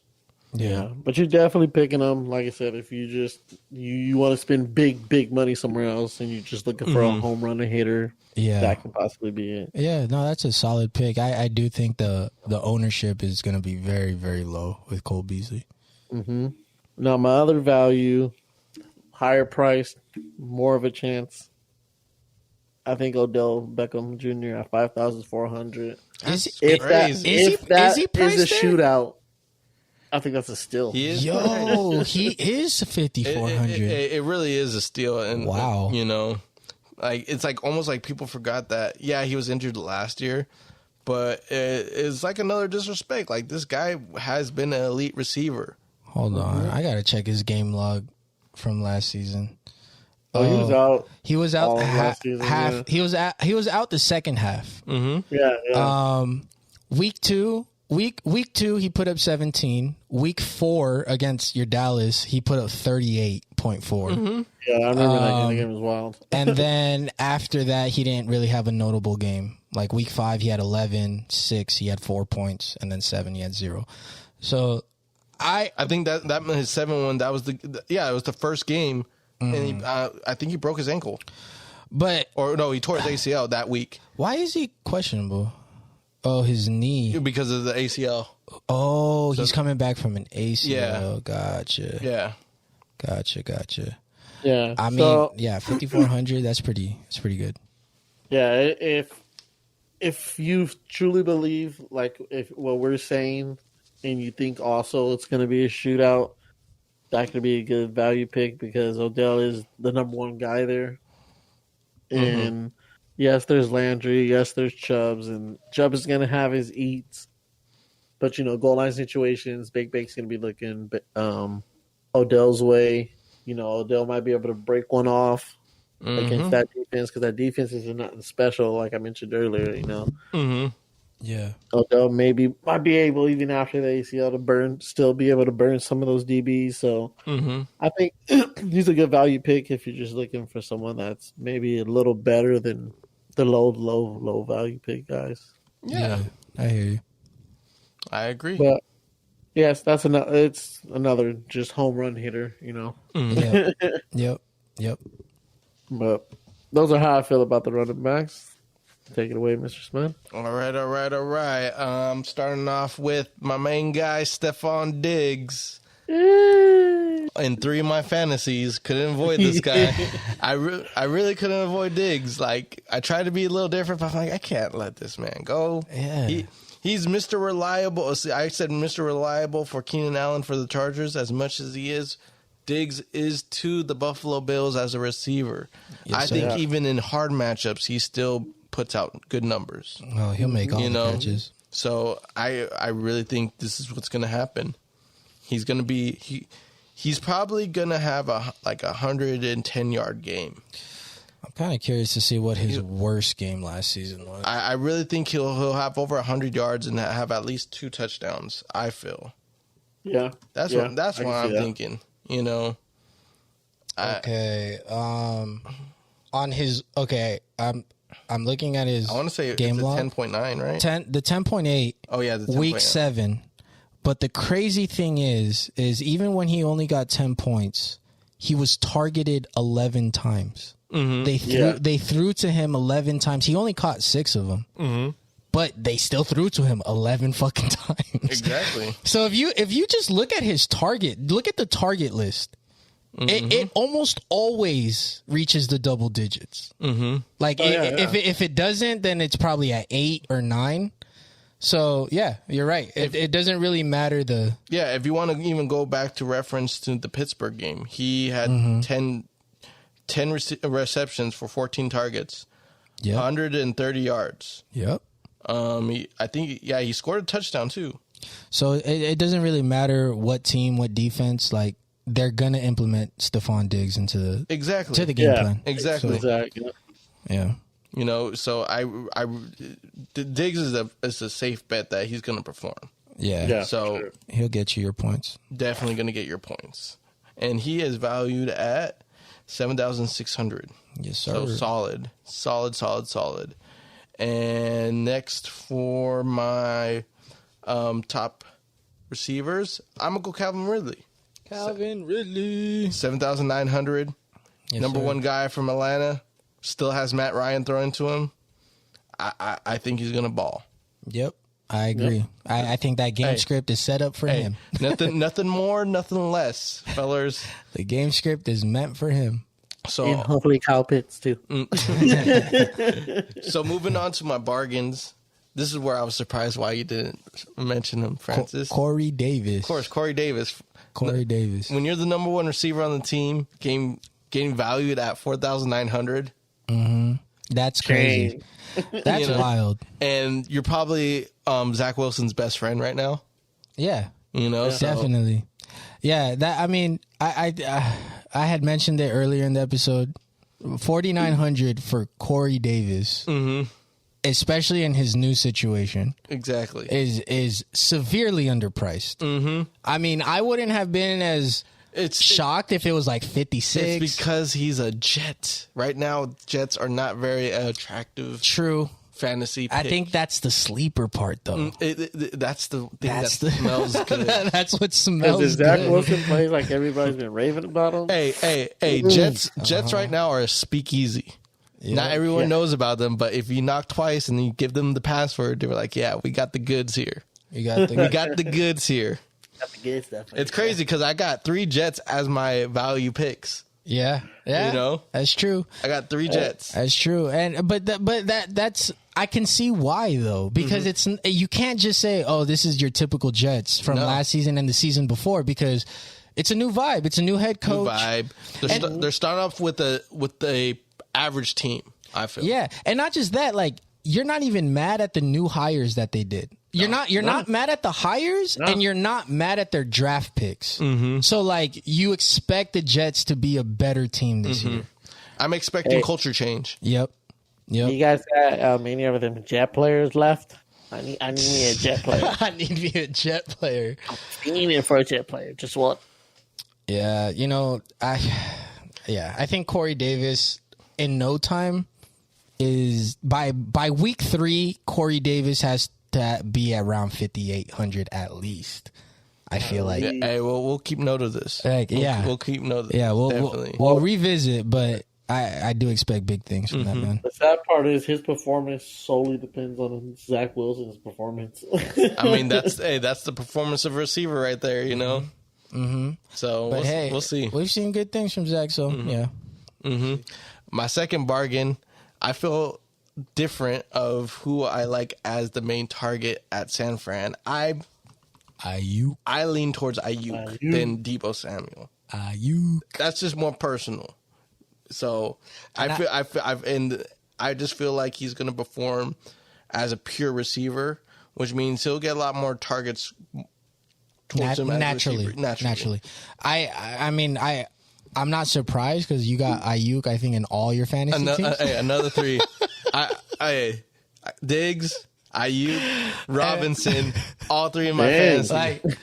Like I appreciate that as a Niners fan, but hey, you expecting big things from Ayuk. I really think that he'll be healthy. And he'll really dominate as a. I mean, if it means anything, that's the guy Aaron Rodgers wanted as a quote unquote true number one receiver. Yeah, like Deebo Samuel probably might be the number one guy there, but he's just moving in different types of positions. Yeah, he's much more of just that flex guy on offense. But if you're talking about if the Niners want to pick a WR1, yeah, I think it's Ayuk. I think they intend Ayuk to be that guy. Exactly, right? And that's how I feel. Kind of the identity will kind of go towards. That's what I feel. Right. So with that, and I'll throw in one more bargain that we could kind of talk about. Since there's not a real true number one right now in Colts land. Michael Pittman Jr. So he's filling in for T.Y.'s spot. So I'm not telling you to get him. This is more of an honorable mention. He is at 4,100. Who's the other guy there? Paris Campbell. Paris Campbell was the other dude. So I would say either him or Michael Pittman Jr. Also, Zachary Pascal. I would say those three. Because Michael Pittman Jr. is at 4,100. I think he's going to be the number one guy there, personally.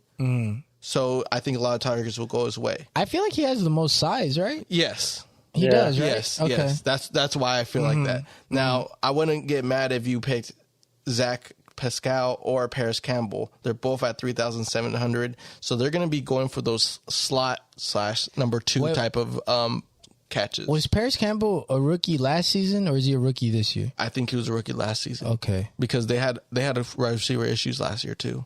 Because I was trying to remember. I was like, was he on the team last year? Or did they just get him? I think he got injured.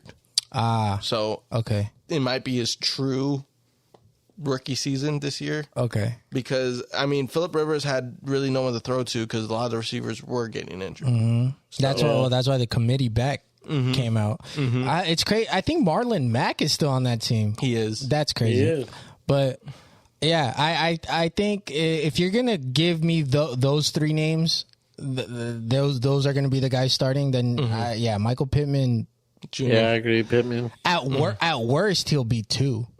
At the worst. But yeah, the fact that he has the most size out of everybody, he might become a favorite target. Yeah, that's why I'm like, this one's purely more for like if you want to gamble, if you really don't know where to go with this one, right? I would either look in Colts land or even look at the Eagles roster because they're cheap too. You got their most expensive is Devontae Smith at 4,500.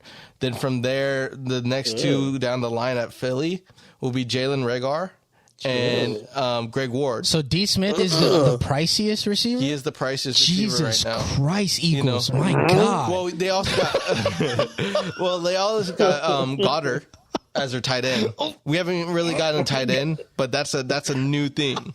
Goddard. Goddard's at 4,800.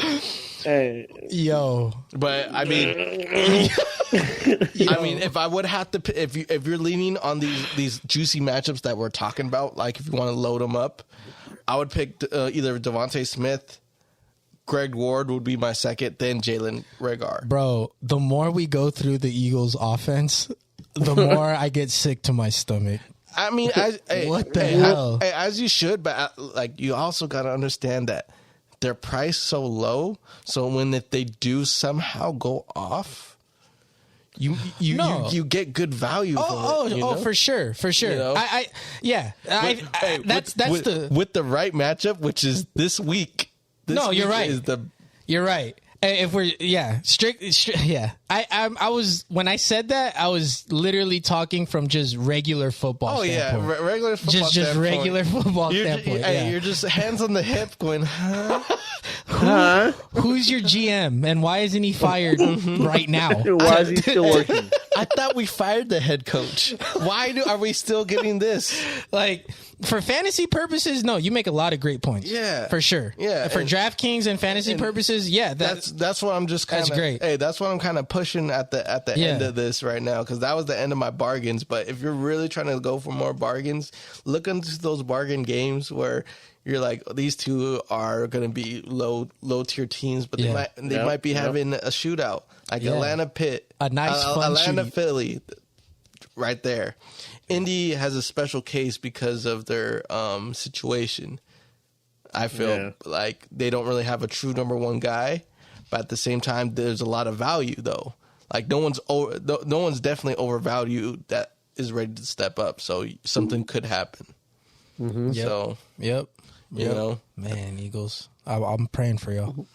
So let's go over to just tight ends real quick. Tight ends are a special breed. Same thing with the defenses. Tight end defenses are special breeds because there's really only right now there's only two guys over the top value picks, but over the course of the season you're probably only going to get like about 5 to 6 guys that get over that hump. Then everyone will be technically under our value picks. So we'll just kind of go to high usage guys that we feel in week 1 will get used. True. So I think this one will just kind of open up the discussion. Yeah, I mean, because I feel we'll all agree on the picks that we get. The self-explanatories on this Sunday slate is Travis Kelce and George Kittle. Yes. Travis Kelce at 8,300 and Kittle at 6,300. I mean, between the two, obviously, I think Kelce is the better start. Kittle, Kittle's gonna have his plays. I don't know how committed the Niners are going to be to the run. The thing Kittle is nice, but like you said, we don't know if he's going to be productive in fantasy because he does his job good everywhere he does. If he wants to block, his game plan for that game might be just block. Exactly. So that's the only bad thing about Kittle in the fantasy perspective. So since we kind of mentioned those two guys already, Steven, who do you like this in this slate? Other than those two. So this first one I'm going to mention is pure off desperation. Mm-hmm.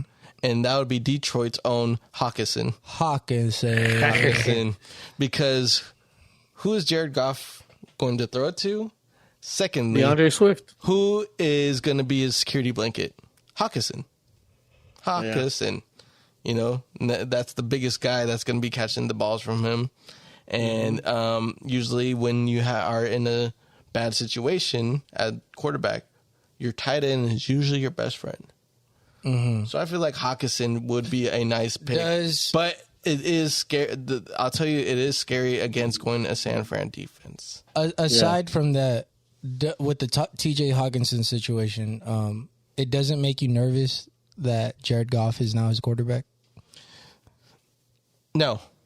Sadly, no. It doesn't really change nothing for you? It really doesn't change nothing. If anything, it might give more targets to Hawkinson because at least Stafford was willing to air it out. To like Marvin Jones and Galladay? Exactly. Yeah. That's the thing. That's the thing. He might be Jared Goff might rely on Hawkinson a little too much. Maybe, yeah. So that's why I'm like... That's a good counter argument. So that's what I feel. That's why matchup wise, it might not look attractive all year because of good defense, but he's the security blanket. It's like, when one of your best players is your tight end, like Tony Gonzalez at one point with the Chiefs. Yeah, that was their best receiver. So that's how I feel like that situation might be. Kyle Pitts. Even though he's a rookie. Right, Dougie? 4,400, right? Mm-hmm. 44. This man is built like a monster. Yep.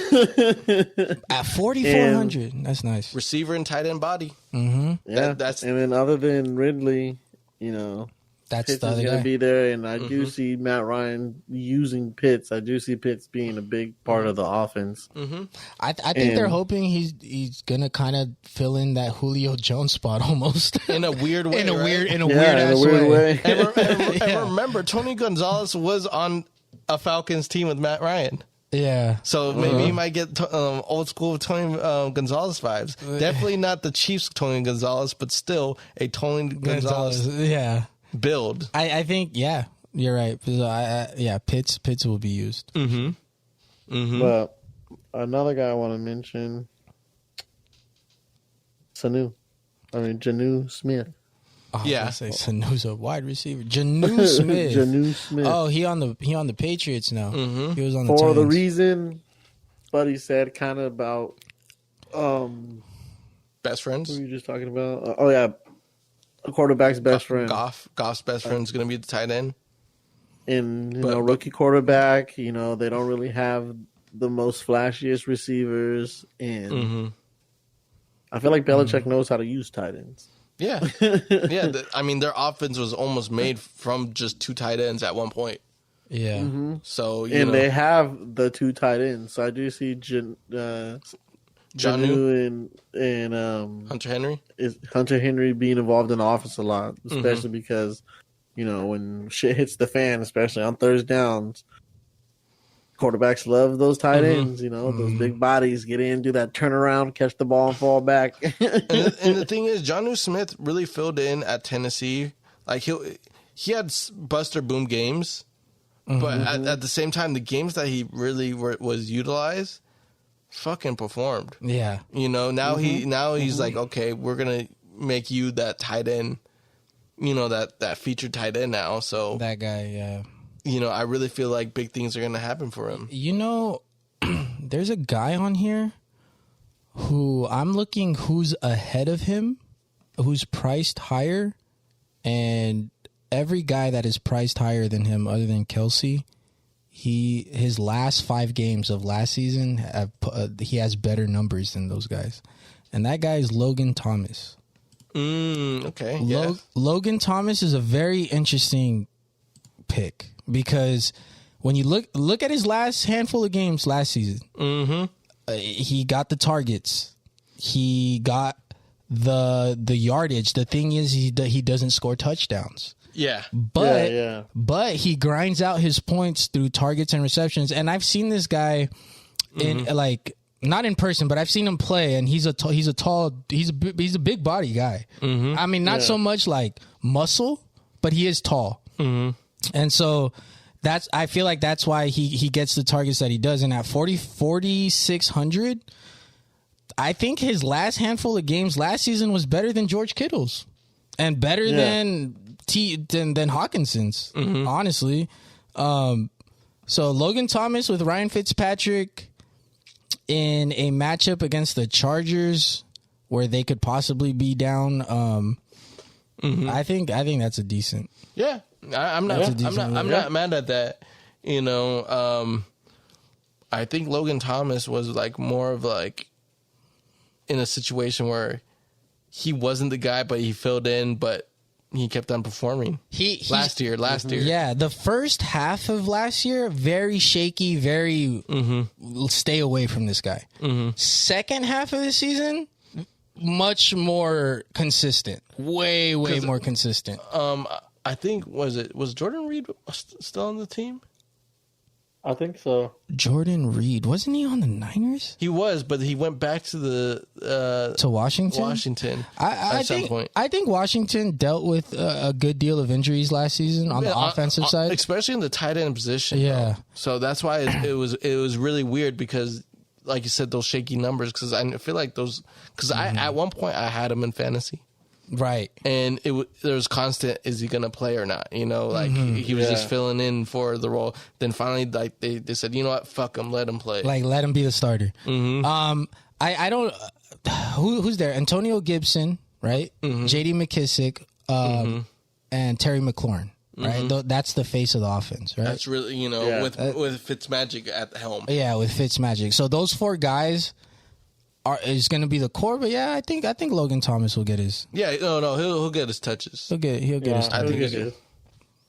But any other names on here you guys really like with matchups? I like Tanyan. You like Tanyan's matchup? Yeah, Robert Tanyan. Yeah, Tanyan at 4,200 against the Saints. Mm-hmm. It's like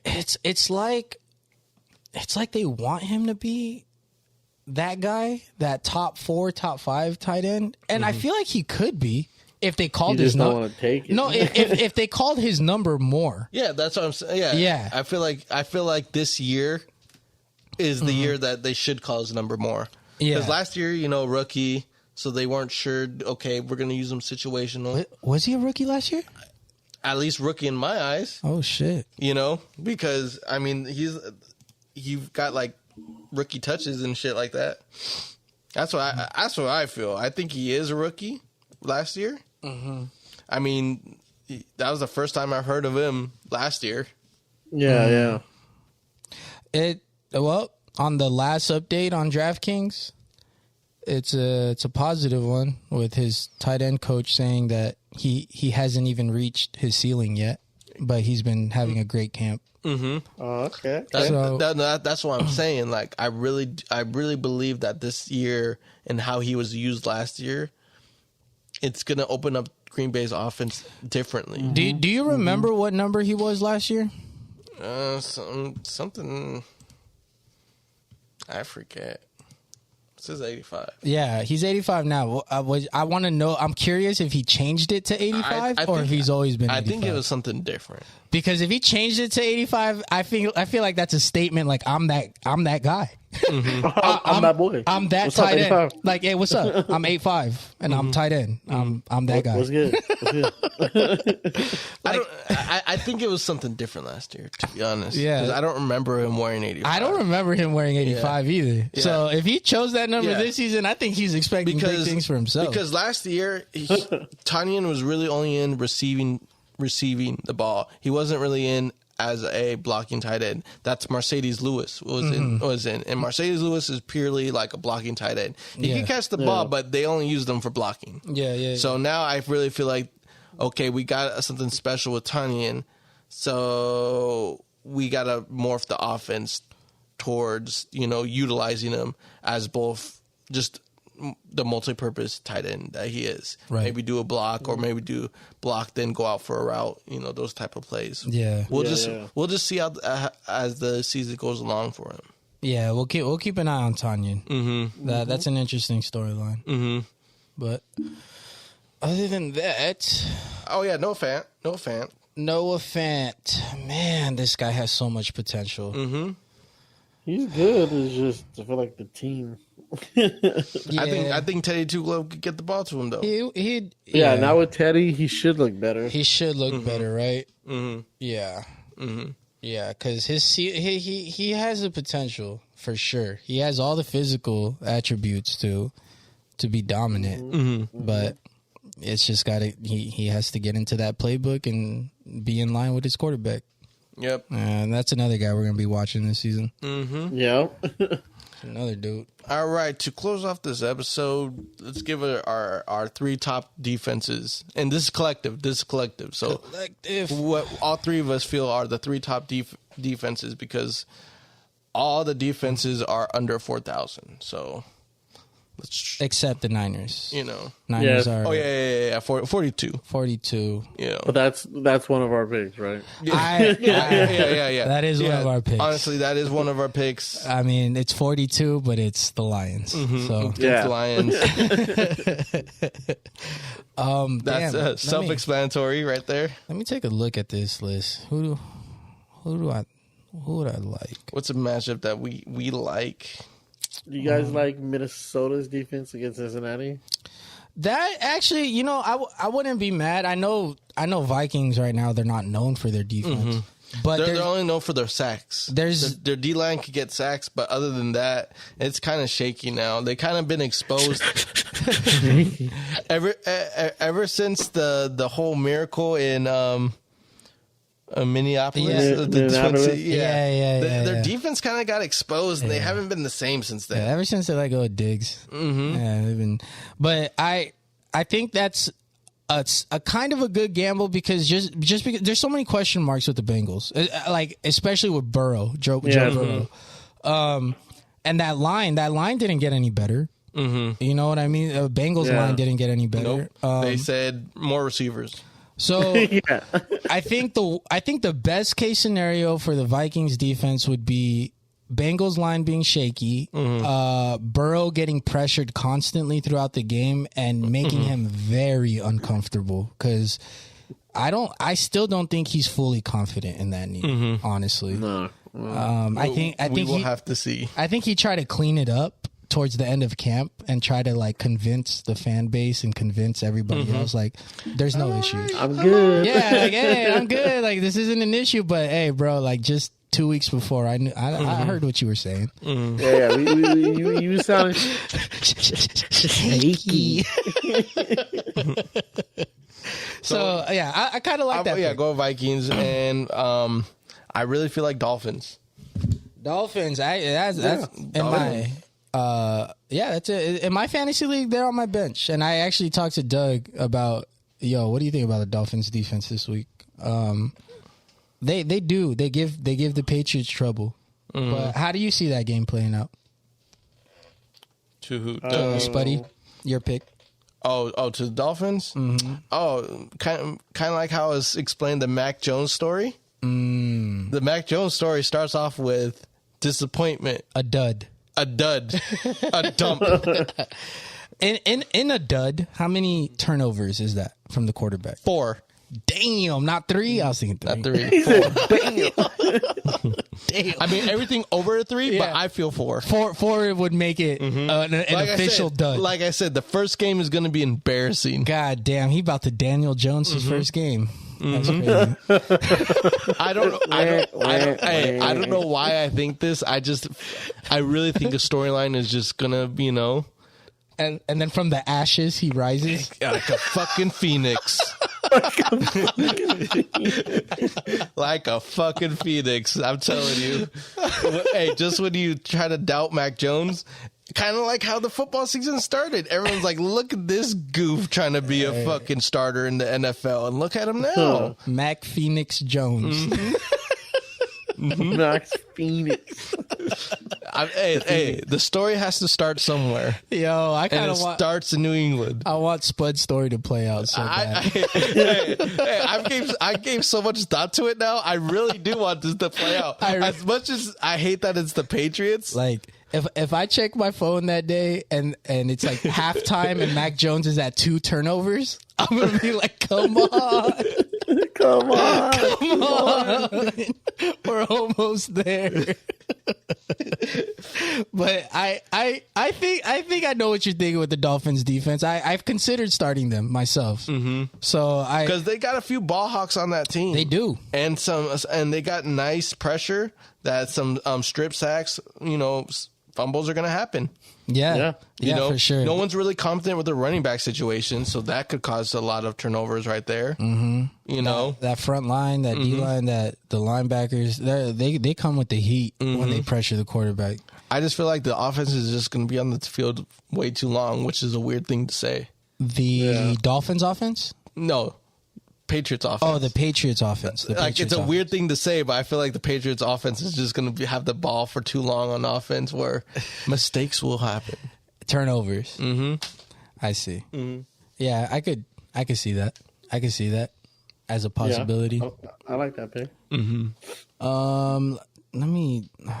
Other than that, shit. Like that's all I was saying as potential as like defensive really scoring in the games though. That's why. Yeah. A lot of the defenses you can't play this week because they've either already played or they're not on the Sunday schematics. Actually, okay, I was gonna ask you guys this. Like, if someone had to punt on defense, meaning like that was the last roster spot they had to fill, so they literally only had the remaining cash, right? And let's say their choices were the bottom 4. I feel like, well, this is let's say bottom 3, because bottom 4 is easy. Cardinals would be the pick for me. Yeah. Yeah. But okay, let's say bottom 3: Texans, Falcons, Bengals. Who do you guys pick from those 3? Falcons. Really? I was gonna say either Texans or Bengals because of the because you're already gonna know Falcons and Philly are gonna do a fucking shootout. So I'm like, why would you want to go with the shootout as your defense? That's my thing. Now with the Texans, the only possibility is Trevor Lawrence really shaky. Yeah, really shaky. So if you want to go on that limb, go for it. Yeah. But honestly, I would think more of the Bengals, to be honest. I would go with the Bengals. You know, I almost went Bengals, and then I just remembered Dalvin Cook, and I was just like, man, he can eat that defense up. Could, bro. Yeah. He could. And that's the thing, like, if Vikings go Dalvin Cook early, right, and he's gashing them early, I feel like they're going to stay committed to Cook, and that kind of limits your turnover rate, right? Because you're not really going to be throwing the ball as much. Yeah. But so I think out of the three, damn, that's crazy. Doug said Falcons. You said Bengals. I'm going to go with Texans. Yeah. Here. I'm going to go against Trevor Lawrence, the rookie. James Robinson isn't as scary as Dalvin Cook. And then at the same time,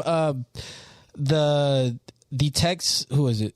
The Jaguars don't have receivers like Justin Jefferson and Adam Thielen. So I think it's just a softer offense to go against.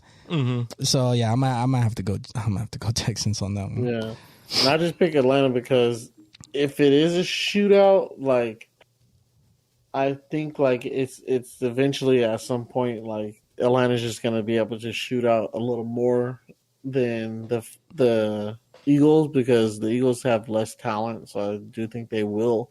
If it's going to be a shootout, I do think there's going to be a lot of turnovers too. Like, these teams aren't really super good. And they're not. See the Falcons being able to at least get maybe a couple interceptions, fumbles. You know, if we want to go the other route and say it's not, because I think it's either going to be a shootout or a blowout by Atlanta. Yeah. And if it is the blowout, then I do see the defense maybe stepping up. I have weird logic with the Bengals defense of actually kind of performing out of the three. And that is because Dalvin Cook will be running, which means the game is going to happen a lot quicker.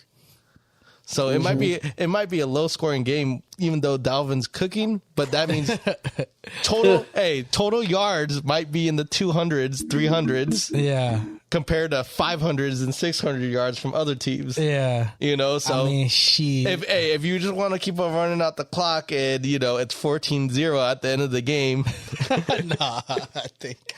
I'm just saying. I'm just saying it's a theory, you know, because if you're going to keep on running Dalvin Cook, that means the ball's just going to be keep on ticking. True.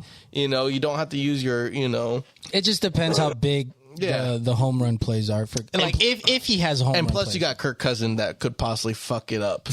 Kirk bitch-ass Cousins. It's like, man, we literally called our first passing play in the third quarter, and you threw an interception. Fuck out of my face. Yeah, you don't know what side of Kirk you're going to get this game, you know? Yeah. Yeah, I mean, Bengals, they're priced last for a reason. Of course. And yeah, if you want, like, high risk, high reward, but between the three... I'm just saying Dallas took away a lot of the secondary from the Falcons. We took both their starting safeties this offseason. Oh, did you? Yeah. From the Falcons? Yeah. Oh, okay. We took the safety and the ex-head coach, which is our defensive coordinator now. Oh, shit. So, you know. Shit. New faces on the Falcons right now. Yeah. They might be worse than last year. They might be worse than last year. That'd be crazy. Hey, we shall see. We shall see. But I think that wraps it up, right? This is a wrap up. That wraps it up. We covered all positions, and good luck to everybody week 1, man. I hope some of y'all win a bag out there. Oh, a bag's coming. Sure. A bag is coming my way this season somehow, some way. I feel the bag this season. I was so close last season, but this season there's a bag coming for one of us. I feel it. Bag today. One of us. But all right, thanks for tuning in, everybody. This is Francis. I'm about to be out, but stay tuned for week 2. We're gonna recap week 1. I believe on Monday. Yeah, Monday. We could do it Monday. We'll probably be recording it Monday and probably release it by the next day. Yeah, Tuesday. Yeah. But stay tuned for the recap, and then stay tuned for week 2 Draftkings for Sunday main slate. And Francis is out. You already know me, Spuddy McGee. Catch me, my other podcasts. Follow me, whatever you want to do. Yada, yada, yada. What's the name of the other podcast? Asking for a friend.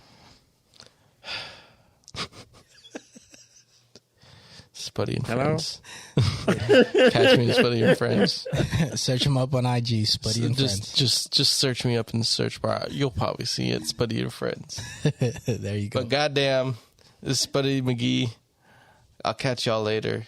Buds and Sports. Catch you. Hey. Throw it to you, Dougie.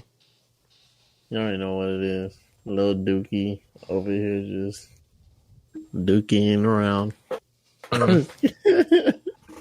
Thank you guys so much for tuning in. You guys know we love your support. To all the people who listen, taking time out of your day, thank you so much. We see you next week. Get ready for some football. Go Cowboys. Peace. Peace.